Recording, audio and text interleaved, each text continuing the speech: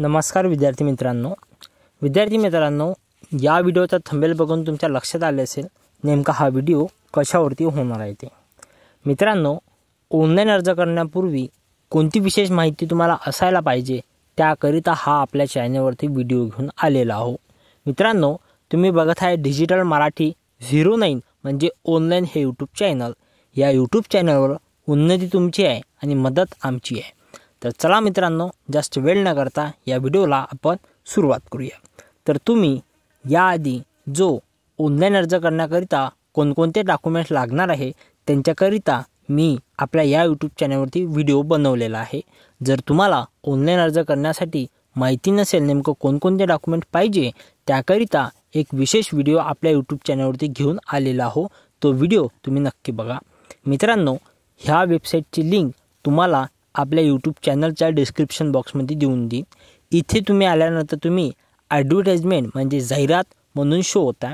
इथे जे 5 क्रमांकाचे वेगवेगळे पद आलेले आहे, कॉन्स्टेबल करिता, ड्रायव्हर करिता आणि SRPF कारागृह पोलीस आणि बॅट्समन करिता अशी 4 क्रमांकाची जे पद आहे, 5 क्रमांकाची पद आहे त्यातलं कोणतेही आता मी पोलीस कॉन्स्टेबल म्हणून निवडून घेतलं आणि पोलीस कॉन्स्टेबल म्हणून जेवढ्याही आपल्या महाराष्ट्रात जिल्हे आहेत त्या सर्व जिल्ह्यात ही वॅकन्सी खाली आहे। त्याची PDF ओपन करून घेऊ। आता मी अमरावती ग्रामीणची पोलीस कॉन्स्टेबलची जाहिरात ओपन केली। इथे तुम्ही बघू शकता ही ऑफिशियल जाहिरात जी आहे अमरावती ग्रामीणमध्ये रिक्त असलेल्या पदाची ऑफिशियल जाहिरात मी तुमच्या डोळ्यासमोर ओपन केलेली आहे। यामध्ये तुम्ही बघू शकता 214 जे आहे रिक्त जागा ठेवण्यात आलेल्या आहे पोलीस कॉन्स्टेबल शिपाई या पदाकरिता अमरावती ग्रामीण इथे। त्यामध्ये तुम्ही बघू शकता अनुसूचित जाती, अनुसूचित जमाती, विजेय, त्याच्यानंतर NTB NTC, इमाव, SBC आणि EWS आणि खुला प्रवर्ग म्हणजे कोणत्या कास्टमध्ये किती वॅकन्सी आहे हे तुम्ही इथं बघू शकता। आता अमरावती ग्रामीणमध्ये 214 वॅकन्सी आहे। मग त्या 214 वॅकन्सीमध्ये तुमच्या कास्टसाठी किती वॅकन्सी आहे, तुमच्या कास्टमध्ये सर्वसाधारण किती जागा खाली आहे, ही विशेष माहिती तुम्हाला ऑनलाईन अर्ज करण्यापूर्वी माहिती असायला हवी। तुम्ही ऑनलाईन अर्ज करण्याची घाई नका करू। नेमकं फॉर्म कुठे टाकावा हा जर विचार केला तर जिथेही तुम्हाला ऑनलाईन पद्धतीने अर्ज करायचा आहे तिची PDF जशी मी अमरावती ग्रामीणची उघडली या वेबसाईटवरून तशीच PDF तुम्हाला तिथलीही पण ओपन करून घ्यावा लागणार आहे। त्यामध्ये तुमच्या कास्टमध्ये किती वॅकन्सी आहे, तुमच्या कास्टमध्ये सर्वसाधारण किती वॅकन्सी आहे या संपूर्ण प्रश्नाची उत्तरे तुम्हाला माहिती असायला पाहिजे। आता अनुसूचित जाती म्हणजे काय, जमाती म्हणजे काय, इमाम म्हणजे काय, खुला प्रवर्ग म्हणजे काय हे सर्व मराठीमध्ये आहे। तर इंग्लिशमध्ये मी तुम्हाला सांगतो।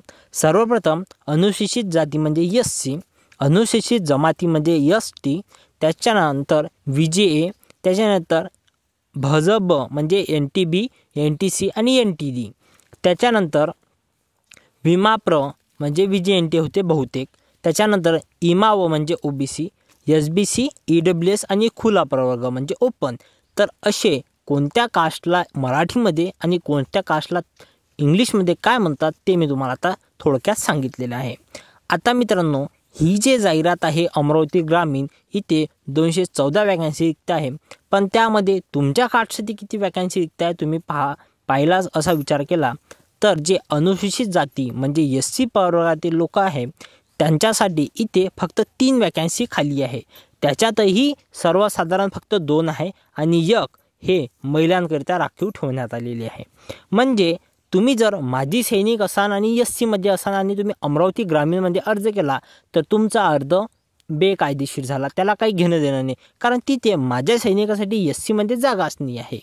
तुम्ही इथे बघू शकता SC मध्ये फक्त 3 वॅकन्सी आहेत, त्याच्यातही 2 सर्वसाधारण आणि 1 हे महिलांकरिता ठेवली आहे। म्हणजे मित्रांनो, तुम्हाला जिथेही अर्ज करायचा असेल तिथे तुमच्या कास्टमध्ये किती वॅकन्सी रिक्त आहे हे माहिती असायला पाहिजे।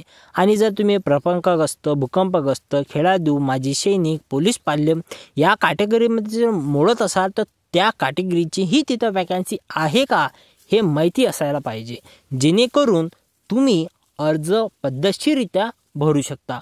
म्हणून मी म्हणतो की अर्ज करण्याची घाई नका करू। कुठे नेमका अर्ज टाकावा त्याच्या आधी ही विशेष माहिती तुमच्याकरिता आपल्या यूट्यूब चॅनलवरती घेऊन आलेला. अशाच प्रकारे तुम्ही कॉन्स्टेबलची, SRPFची, ड्रायव्हरची, त्याच्यानंतर बॅट्समनची आणि कारागृह पोलीसची या 5ही पोस्टची अशा प्रकारे तुम्ही माहिती करा, जेणेकरून तुम्हाला कुठे अर्ज टाकायचा, किती वॅकन्सी आहे, तुमच्या कास्टमध्ये किती आहे, ह्या सर्वांची माहिती तुम्हाला या यूट्यूब चॅनलवरती आणि अशा प्रकारे माहिती घेता येते. आशा राहन मित्रांनो, हा माझा व्हिडिओ तुम्हाला आवडला असेल. जसे मी अमरावतीचे सांगितलं तसंच तुम्ही इतरही जिल्ह्याचं बघू शकता.